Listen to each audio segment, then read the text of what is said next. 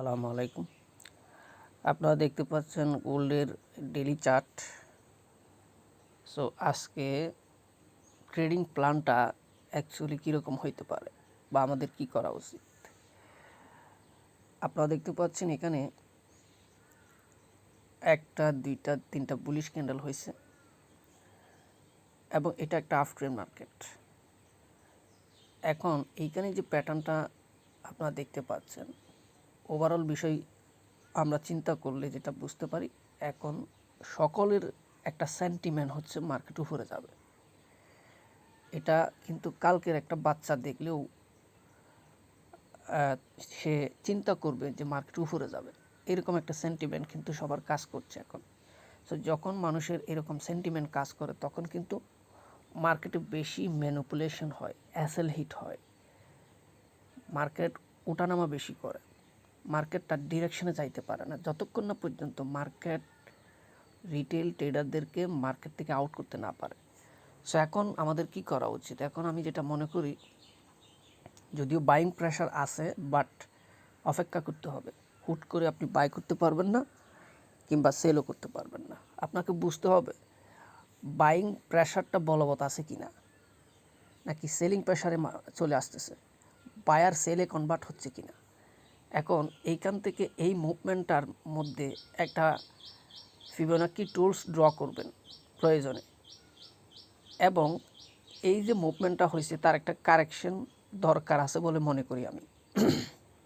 সেক্ষেত্রে এইখান থেকে এই লো লেভেল থেকে এই হাইয়ের মধ্যে যদি ফিবোনাকি টুলস ড্র করে, এখানে যে 50 লেভেল আপনারা দেখতে পাবেন, অ্যাটলিস্ট এই 50 লেভেলে মার্কেটকে আসার জন্য আপনার অপেক্ষা করা উচিত আমি মনে করি।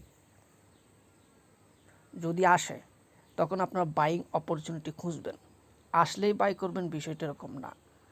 আসার পর যদি আপনি বাইং প্রেশার দেখতে পান, বাইং মোমেন্টাম দেখতে পান, এবং এটা আপনারা কীভাবে বুঝবেন, আমি প্রিভিয়াস ভিডিওতে বলেছি, যখন মার্কেট আরএসআইয়ের চেয়ে প্রাইস বেশি দূরায়, আরএসআইয়ের চেয়ে প্রাইস বেশি দূরাচ্ছে, তখন আপনি বুঝতে পারবেন মার্কেটে রিয়েল বুলিশ মোমেন্টাম চলে আসছে, তাহলে আপনি বাই করতে পারবেন। সো এটা দিয়েই আপনি আইডেন্টিফাই করবেন মার্কেটের মধ্যে শক্তিশালী বায়ার কিংবা সেলার আসছে কিনা। সো এখন যেটা করতে হবে, অপেক্ষা করতে হবে মার্কেট 50 লেভেলে এখানে আসতেছে কিনা। আসার পর আপনি বাইং অপরচুনিটি খুঁজবেন। এখন কথা হচ্ছে, এর আগ পর্যন্ত আপনি বাই বা সেল না করে অপেক্ষা করবেন, কিংবা আপনি লোয়ার টাইম ফ্রেমে চলে আসেন। আমি আপনাদেরকে 15 মিনিট চার্টে নিয়ে যাই। ফর এক্সাম্পল, মার্কেট এখানে আপনারা দেখতে পাচ্ছেন, এইখানে হচ্ছে সর্বোচ্চ হাই বর্তমানে 3451 লেভেল, আরএসআইয়ের হাই এখানে দেখতে পাচ্ছেন।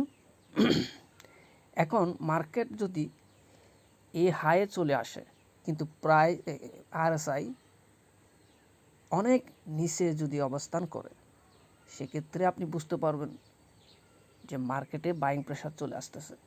কিংবা দেখা যাচ্ছে মার্কেটে হাই ব্রেক করেছে কিন্তু আরএসআই এই হাই ব্রেক করতে পারে নাই, সেক্ষেত্রেও আপনি বুঝতে পারবেন মার্কেটে বুলিশ মোমেন্টাম চলে আসছে, বাইং প্রেশার আছে, বেশি আছে। এবং 15 মিনিট চার্ট দেখেই শুধু সিদ্ধান্ত নেবেন না, একইভাবে আপনি 1 ঘন্টা চার্টও আসবেন।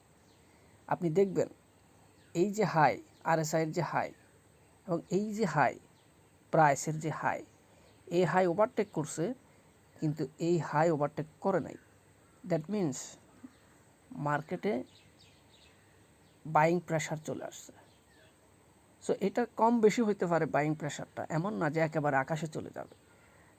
মিনিমাম 100 পিপস তো আপনাকে দিবে। সো আপনাকে এখন অপেক্ষা করতে হবে এবং ওভারঅল টাইম ফ্রেম আপনাকে অ্যানালাইসিস করতে হবে। যদি দেখা যাচ্ছে মার্কেট আপনার প্রাইস আগে দৌড়াচ্ছে, সরি আরএসআই আগে দৌড়াচ্ছে, কিন্তু আপনার প্রাইস হাই ব্রেক করতে পারছে না, এদিকে আপনি দেখতে পাচ্ছেন যে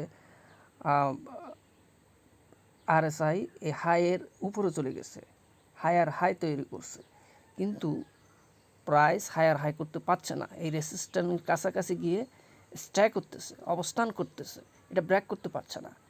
তাহলে আপনাকে সেলিং অপরচুনিটি খুঁজতে হবে। সেক্ষেত্রে মার্কেট হঠাৎ করে বড় ধরনের রেড ক্যান্ডেল দিয়ে দিতে পারে। সো এই বিষয়গুলো মাথায় রেখে আপনারা ট্রেডিং প্ল্যান করবেন। আমি এখানে অন্যদের মতো আপনাদেরকে সাপোর্ট, রেসিস্ট্যান্ট, ট্রেন্ড লাইন বা লেভেল যেগুলো বলে, কোথায় গেলে সেল করবেন, কোথায় গেলে বাই করবেন, এগুলো আমি বলি না, খুব কমই বলি। কারণ আমি আপনারা দেখতে পাচ্ছেন এখানে আমার তেমন কোনো ইন্ডিকেটর নাই আরএসআই ছাড়া।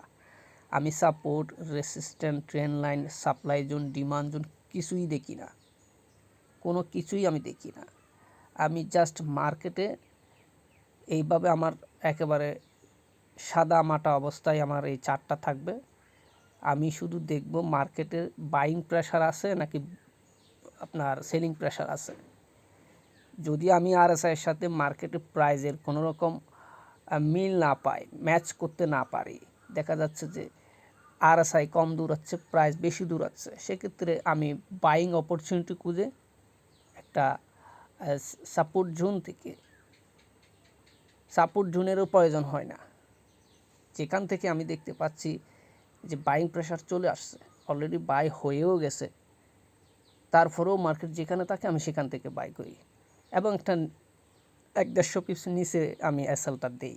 কারণ আমি জানি মার্কেট যখন বাইং প্রেশার আসে তখন মার্কেট ইম্পালসিভ মুভ দিয়ে থাকে, তখন আপনার এসএল হিট করার জন্য মার্কেট নিচে আসবে না, তখন সে তার নির্দিষ্ট টার্গেটে চলে যাবে।